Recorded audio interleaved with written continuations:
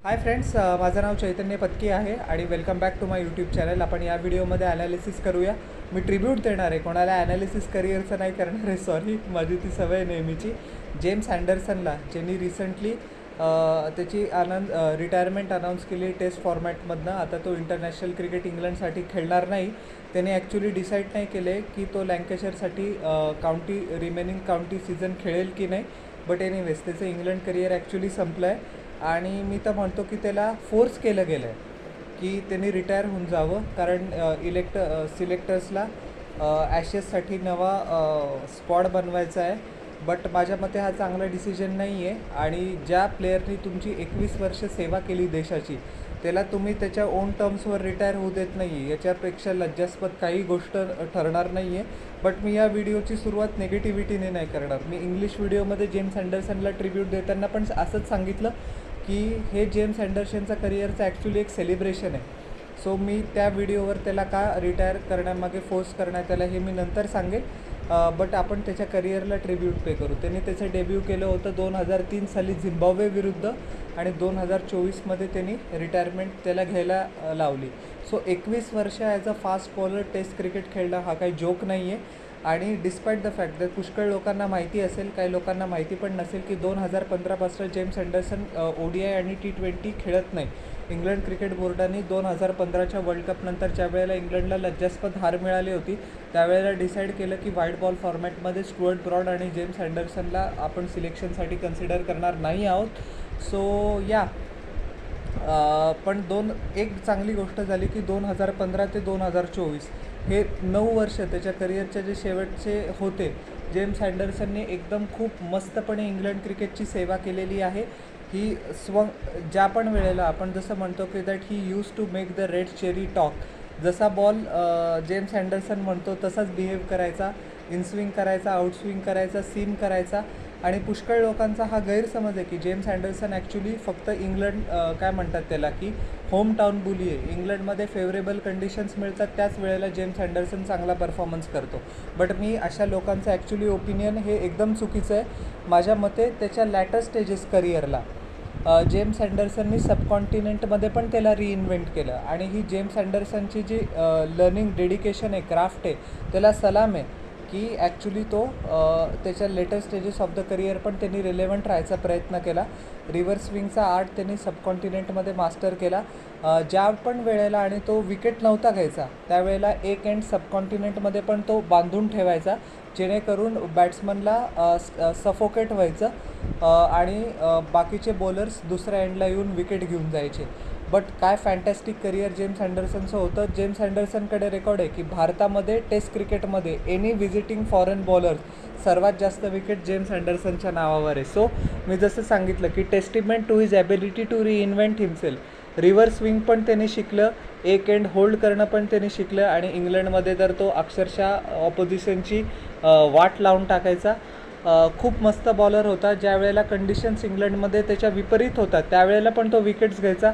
आणि फक्त थोडंसं मॉइश्चर आणि सीप मुवमेंट विकेटमध्ये असलं आणि वरती क्लाउड कवर असलं की समजून जायचं की हा जेम्स अँडरसनचा दिवस आहे. अजून एक फॅक्ट मी त्याला ट्रिब्यूट पे करेल की त्याच्या लॉन्जेविटीची. 2003 ते 2021 21 वर्ष कोणता पण fast bowler test cricket continuously खेळू शकणार नाही आजच्या घडीला. जसं की तुम्हाला माहिती आहे की व्हेरियस T20 लीग्स झाल्या, व्हाईट बॉल फॉर्मॅट झाल्या. बॉलर्स आता त्याला जास्त फास्ट बॉलर्स प्राधान्य देतील, फ्रँचायझी पण त्यांना टार्गेट देतील. आणि मी जे बॉलर्स टेस्ट क्रिकेटमध्ये एक्सेप्शनल परफॉर्मन्स करत आहे सध्या, फॉर एक्झाम्पल स्टार्क झालं, कमिन्स झालं, रबाडा झालं, जसप्रीत बुमरा झाला आपला, त्यांना cricket board actually for example जे नेशन्स आहे की जे आत्ता टेस्ट क्रिकेटमध्ये एवढ्या स्ट्रॉंग पद्धतीने खेळत नाही आहे, त्यांच्याविरुद्ध अशा प्रीमियर फास्ट बॉलरला क्रिकेट बोर्ड कायम रेस्ट देईल. आणि जी मार्क्यू सिरीज आहे, फॉर एक्झाम्पल ऑस्ट्रेलिया विरुद्ध म्हणा, साऊथ आफ्रिका विरुद्ध म्हणा, इंग्लंड विरुद्ध म्हणा, न्यूझीलंड विरुद्ध म्हणा, जे अवे टूर्स आहे त्याला प्राधान्य दिलं जाईल फास्ट बॉलरला प्रिझर्व करायला टेस्ट क्रिकेटमध्ये पण. सो 188 कसोटी सामने जेम्स अँडरसन खेळला आहे. हा बिलकुल जोक नाही आहे. असं म्हणतात की रेकॉर्ड्स तुटण्यासाठी बनतात, बट हे रेकॉर्ड बिलकुल कधीही तुटणार नाही. सचिन तेंडुलकरने 200 कसोटी सामना खेळला, त्याच्यानंतर जेम्स अँडरसनचा दुसरा नंबर आहे 188 कसोटीमध्ये. And as a fast bowler तरी कोणीच 188 कसोटी सामने खेळणार नाही. तो त्याच्या लॉन्जेविटीला सलाम, त्याच्या फिटनेसला सलाम, त्याच्या डेडिकेशनला सलाम, त्याच्या काय म्हणतात त्याला टेस्टिमेंट येते की तो किती करेजियसली बॉलिंग करतो आणि लाँग पिरियड ऑफ टाईम त्यांनी स्वतःला रेलेवंट ठेवलं. कित्येक इंग्लंड बॉलर आले आणि कित्येक इंग्लंड बॉलर या 21 वर्षाच्या स्पॅनमध्ये गेले, बट जेम्स अँडरसन एक कॉन्स्टंट राहिला. सो त्याच्या लॉन्जेविटीसाठी जसं मी संपलं त्याला एक 21 तोफो की सलामी आहे जेम्स अँडरसनला. जेम्स अँडरसनची 700पेक्षा जास्त विकेट घेतल्या. लेट ग्रेट शेन वॉनचा मार्क तो फक्त थोड्या विकेट्सनी मिस केला as the second highest test wicket taker in the history of test cricket. वॉनच्या 708 आहे, मुरलीधरनच्या 800 आणि जेम्स अँडरसनचा आय थिंक काहीतरी 705 का 706 विकेट्स आहे.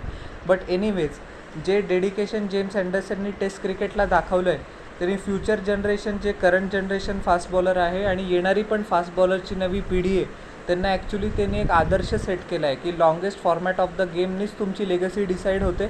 असं नाही की व्हाईट बॉल टॉर्नामेंट्सला काही रेलेवन्स नाही आहे, बट तुम्हाला काय म्हणतात टेस्ट क्रिकेट हा क्रिकेटचा आत्मा आहे आणि तिथे तुम्ही चांगलं परफॉर्मन्स केलं युनिव्हर्सल रिस्पेक्ट तुम्हाला मिळणार आहे. सो जे टेस्ट क्रिकेटचं इम्पॉर्टंट जेम्स अँडरसननी या पिढीला आणि येणाऱ्या पिढीला पटवून दिलं ही त्याची एक मोठी लेगसी असणार आहे. जेम्स अँडरसनला तुम्ही पॅन्थेनियन ऑफ टेस्ट ग्रेट्समध्ये कुठे मोजतात की वसीम अक्रम म्हणा, ग्लेन मॅग्रा म्हणा, वॉल्श म्हणा, ॲम्ब्रोस म्हणा, मार्शल म्हणा, लिली म्हणा, हे जे ग्रेट फास्ट बॉलर्स आहे त्यांच्यामध्ये तो कुठे तो माझ्या मते आय थिंक अक्रम आणि ग्लेन मॅग्रानंतर जेम्स अँडरसनचा नंबर येतो.